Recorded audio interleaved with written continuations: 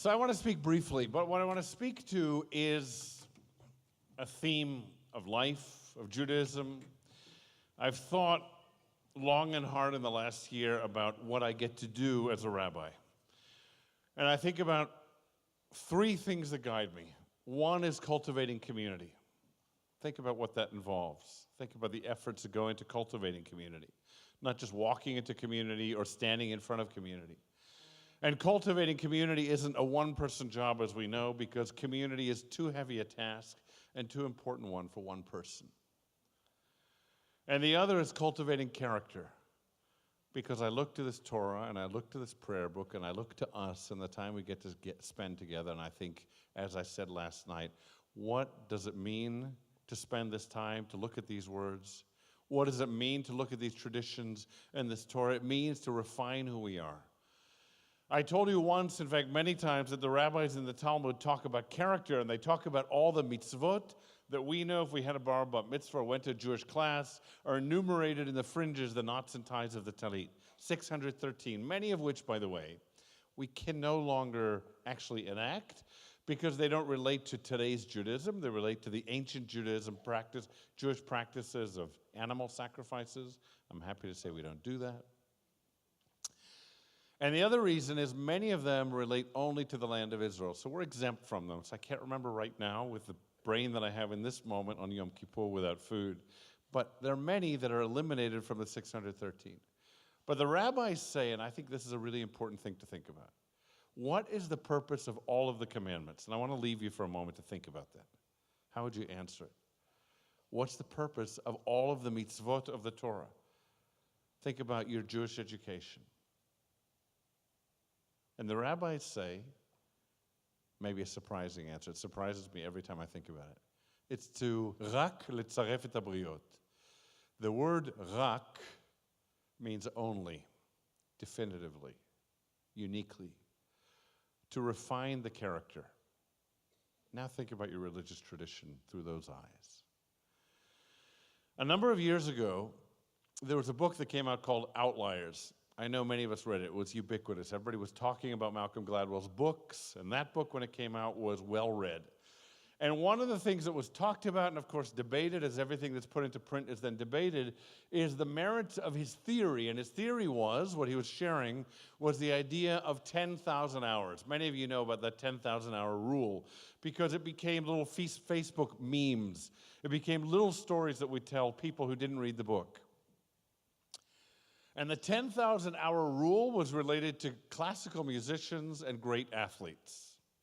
Yitzhak Perlman, LeBron James. Okay? LeBron James. Need to stand on here. But it's a LeBron James year, so I got him into a sermon on Yom Kippur. But if you think about it, what Malcolm Gladwell was saying was to get to that level goes far beyond having talent. So he begins the premise by saying that there are people who come out of the gate or even out of the womb naturally talented, but that what we see is those who work hard and consistently will outdo them every time. Because work and effort and commitment will far outshine and outgrow mere talent. We know those people in our lives. We can look at ourselves and realize talents and gifts that we have that we didn't take and marry to commitments, and they just remain stories and parts of what we put on our wall and our memories, photo albums, what we might have been, or maybe even didn't care to do. But if you think about it, what he's saying is that it takes 10,000 hours to rise to that level or that level. To be a great in any field of your life takes 10,000 hours. And what's appealing to us about it, of course, if we're raising ourselves or kids or grandkids or running schools or educating, is the thought that what we want our kids ultimately to be is great, successful. But stop for a moment and hold on to that word great or successful and ask yourself what you're holding in your hand and what it represents. Is it monetarily successful? Is it the great grand house? Is it all the opportunities that the world will afford, from that car to that house to that vacation? Because ultimately we know those are important and those in our society become extraordinarily valuable. But ask yourself what's lost. Ask yourself what's missing. Ask yourself what it means and what it could look like if you were investing in your kids as an educator, because all of us are educators, 10,000 hours in character. Ask yourself what that would look like. Watch your kid on the front lawn playing ball. Watch your kid on Saturday or Sunday playing soccer. Make the commitment to get up early, to bring that chair on your shoulder, to support them, to cheer them in those feats and acts of their lives. But ask yourself if you're giving the same vigor, visible commitment, visible support as a grandparent, if you're cheering as loudly for their character, for those great goals that are met, for those extraordinary realizations of who they are. And if we think that character is found only on the mountaintops, when they score and when they win and when they hold trophies high, you and I know otherwise. We know that actually character is found in the struggle. Character is found and developed and honed and realized when they sometimes have tears in their eyes or banging their fists on the ground saying, I can't. We know that that's when they'll realize what they can do. And our task as educators and as parents is to call those hallowed moments, not moments that we need to sweep away, not moments that we need to brush away, not moments that we need to will away from their lives, but instead to say, I want you to be uncomfortable in this moment because good discomfort is how you will grow as a soul and as a character in this world. If you think about what Jewish education is committed to, it isn't to knowing why we spin a dreidel or why we light a Chanukiah from right to left. That's not a religion worthy of perpetuating. It's teaching kids what those represent. That if a Chanukiah represents Hanukkah, and Hanukkah means and represents rededication, then Jewish education is about teaching the value of rededication. What you heard one of the kids say this morning, starting over again. At her age, at your age, at my age, realizing what it means to live a life of education that leads to value and behavior. It's to think about what these fringes represent, not in mere rote experiences of bending and bowing and covering our eyes and holding Torahs and reading foreign words, but translating those experiences, those holy moments into holy lives. If we have the gift and the privilege and the extraordinary responsibility of holding souls in our hearts and in our hands and raising them in our homes and in our classrooms, all of us do, then ask ourselves what we want to commit their 10,000 hours and ours to. What does it look like to be a LeBron James of Menschlichkeit? Very difficult word to say, by the way. LeBron James comes far more easily. Menschlichkeit is this Yiddish word that really isn't translatable. It takes a paragraph and a conversation and pointing to an uncle. It's saying it's that. It's that way of living life. It's what my sister-in-law told me last night about her great aunt who perished, who died yesterday, who was a Holocaust survivor, who survived not only one concentration camp but two, who did extraordinary things to be alive, but then had this extraordinary life of value. And when Enola told me about it, she said, that's why I flew back to Israel last year, to see her in her 90s, to be touched by her character. Not just a relationship, but what we get when we come close to people of character. What we get when we realize what it is to have all of these teachers, these models or supermodels in our lives, to teach us what it is to be a little better. If you ask yourself what it means to get to the level of Yitzhak Perlman in goodness, then it isn't simply to be somebody that people want to do business with. It's to be somebody that people look up to and say, I want to be somehow at certain moments and often in that person's presence. And ask yourself, at this moment in life, are you that? It means to be someone who not only admires peace, but seeks it and does something to create it. It means to be somebody who hones their skills of their humanity. Doesn't just read about it and talk about it and hear about it. Because wisdom is filling and lining the Kindles and Barnes and Nobles and libraries of our world more than any other subject, maybe crime novels and wisdom. It's easy to find it. It's easy to read it. It's easy to nod in the realization that we agree with what is wise. But what it means to become that kind of human being is to say, now it's time for me to integrate it. And that's challenging. And the reason that I say it's challenging is because it's a more uncomfortable life. And what I'm prescribing for us is a more uncomfortable life. Now you might say, well, why would I choose discomfort? Ask yourself why you choose discomfort for another person. Ask yourself what you realize when someone else is going through the struggles of their life. Ask yourself what you admire, then ask yourself if you need it as well at this point, at this age, to grow more. Ask yourself if you're content with saying, I've grown enough, this is me. I doubt it, or you wouldn't have come here. That's not a testament to who any of you are, unless somebody pulled you, which maybe happened. If you think about good discomfort, it means thinking thoughtfully not only about our actions, but about the consequences, intended and unintended, and they happen all the time. Our world is ruled and governed by behavior. We have a physical planet, and we have a spiritual reality on that planet, and that spiritual reality is human interaction and human choice, and all of us putting what you might call karma or what you might call a boomerang, sending something out into the ether, into behavior, into relationship, and wondering where it might land and forgetting that we were the one who originated it.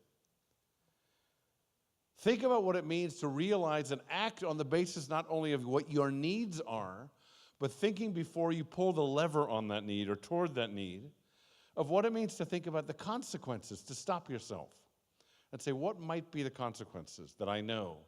And then do a little root cause analysis and go in the separate direction, not only what brought me to this moment and to this need in my life, and is it worthy of me? But then ask yourself an important question. What might I not perceive as an unintended consequence of this choice? With great respect for law, with great respect for lawyers, there's a cost to everything that's good in every society. And I think in our society, there's a cost to the lack of personal responsibility that comes with the ease of opportunity through law. And that's, again, not to denigrate what is vital and comes to us from the Torah. But it is to challenge us to think about what it means to be personally responsible. In a lawsuit culture, and we live in a lawsuit culture, the first inclination that's advertised to us, that's given to us in, if not our mother's milk, then the next drink that we have is first look around you and see if who's at fault, because it might change your story and give you that new Lexus. It might make life easier, and our goal is to make life easier. And yet Judaism says to you and to me, stop. Stop. Have the discipline to stop. Have the discipline to see yourself as a man or woman who lives in mirrors, and you'll find yourself in it. If you're healthy, I say to you, look first and long at yourself in any scenario. Stay there for a long time until it's uncomfortable. Ask yourself before you go to blaming any other person, any other institution, anything else, if you spent enough time with honest perusal of whom you are and what your part in that story was. Are you a victim of someone else or something else? Or did you write a story and forget that you had the pen to paper? And then blame the other characters and say, they were the protagonists in my demise. They were the ones who made things bad or uncomfortable. They were the ones who put me in this situation. My wife and I were strolling in this street of art galleries, and I was laughing with her. I said, look, if you look at this, one of the things that we love about this town, it was Carmel, is that it's old. It's got a little richness. Those pine trees grew long, slowly, patiently, as our prayer book said to us on Rosh Hashanah. They didn't rush to get to their growth. And what happens when those pine trees grow in Carmel? The pavement tiles come up a little. And I said to her, listen, I can play life one of two ways. We laughed about it. I said, I can trip over this little raised bit of concrete because I'm looking at my phone. And then I can, instead of realizing I was the one who got myself in that situation, I can start taking pictures of all who are to blame. It's the town. It's the street repairers. It's the maintenance people who put a tree there. It's Apple who gave me a phone that I could hold while walking. It would still work. It's the art gallery owners who might distract me from looking at the pavement because the art in that window is so beautiful. We can live, and I think we frequently do live our lives that way. It's to say they did it, she did it, he did it. And yet our tradition of wisdom is called wisdom, because what it asks us to be ultimately and first and last is personally responsible for our stories. One of the things that happens in our culture is we think that if an institution is invisible, it's somehow touchable, it's somehow suable, it somehow can be damaged without causing damage. Think about the scenario of people stealing soap from hotels. I don't know if they do anymore. I think now you get your soap. It used to be ashtrays, towels, and robes, till the hotels got smart and said, do you like this robe? You can buy it, by the way. But that culture was born of our realization that Hilton is too big to be affected by one robe, by one towel. But 9,700 other people did the same thing on the same day.